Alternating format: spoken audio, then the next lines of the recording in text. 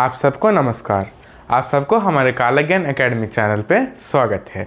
इस वीडियो में हम ये देखेंगे कि इंग्लिश को पढ़ने में और लिखने में इतना दिक्कत क्यों हो रही है। ये क्या है? ये हिंदी का वर्णमाला है। ये सब क्या है?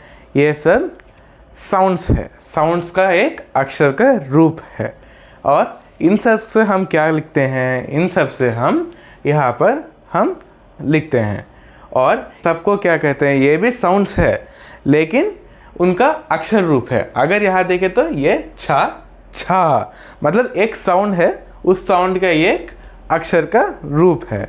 लेकिन अगर इंग्लिश में देखें तो इंग्लिश में सिर्फ ये 26 लेटर्स ही रहते हैं। इन 26 लेटर्स को हम यूज़ करके ही इतने सारे स्वरों को हमको लिखना पड़ता है। इसीलिए हमको इंग्लिश को पढ़ने में और लिखने में थोड़ा दिक्कत होती है। ये ए, ई, आई, ओ, यू सारे वोवेल्स हैं, तो इनके बारे में हम दूसरे क्लास में जानेंगे। तो फिलहाल हम पहले कॉन्सोनेंट्स के बारे में डिस्कस करेंगे।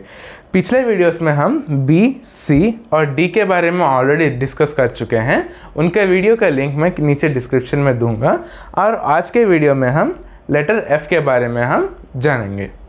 अभी तक हमने ये डिस्कस किया था कि इंग्लिश में जो लेटर्स हैं उनका स्वर सिंगल में एक तरह, और जब वो वर्ड में जाता है तो उसका प्रोनाउंसिएशन चेंज होता है। जब वो शब्द में जाता है उसका प्रोनाउंसिएशन चेंज होता है।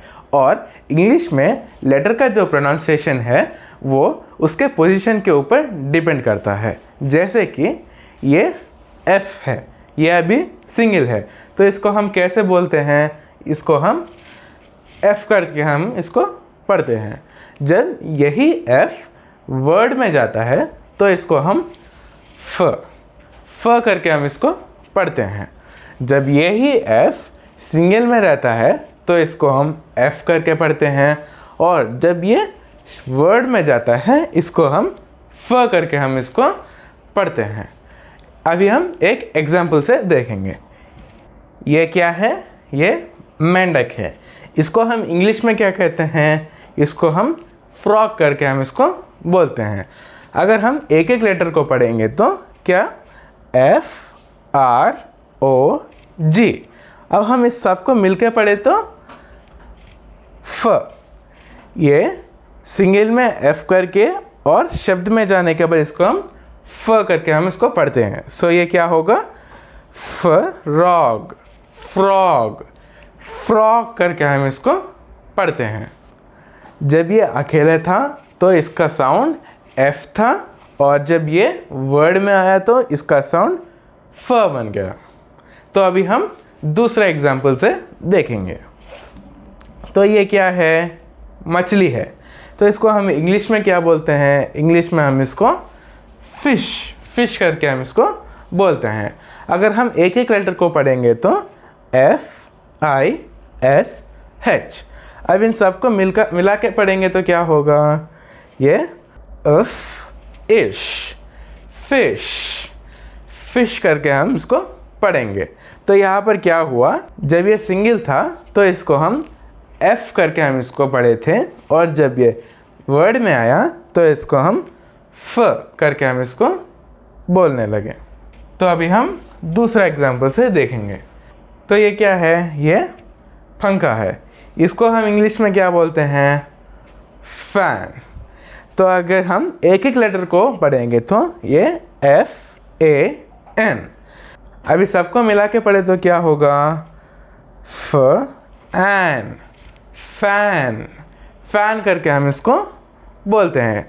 यहाँ देखें तो जब ये सिंगल था इसको हम एफ करके बोले हैं, और जब ये वर्ड में आया तो इसको हम फ करके हम इसको बोलने लगे। एफ का साउंड कैसे बदल रहा है आपको समझ में आया होगा। तो और एक बार हम इसको देखते हैं। तो ये क्या है? एफ। जब ये अकेला है तो इसको हम क्या पढ़ते हैं? एफ करके हम इसको पढ़ते हैं। जब ये शब्द में आता है तो इसको हम उफ करके हम इसको बोलते हैं। क्या बोलते हैं? उफ करके हम इसको बोलते हैं। इन दोनों स्वरों के बीच का अंतर हम हिंदी भाषा के द्वारा ही हम यहाँ पर देख पा रहे हैं, क्योंकि यहाँ पे हिंदी में हम इन स्वरों को अच्छे से देख पा रहे हैं और हम इसको समझ पा रहे हैं, और यही चीज़ इंग्लिश में हम नहीं कर सकते हैं। सो हम यहाँ पर हिंदी को हम यूज़ करके हम इसको समझ रहे हैं। यही हमारा हिंदी भाषा का महत्वपूर्ण है। अगर आपको हमारा काला ज्ञान एकेडमी चैनल अच्छा लगे तो प्लीज़ हमारे चैनल को लाइक करिए, शेयर करिए और सब्सक्राइब करिए। धन्यवाद।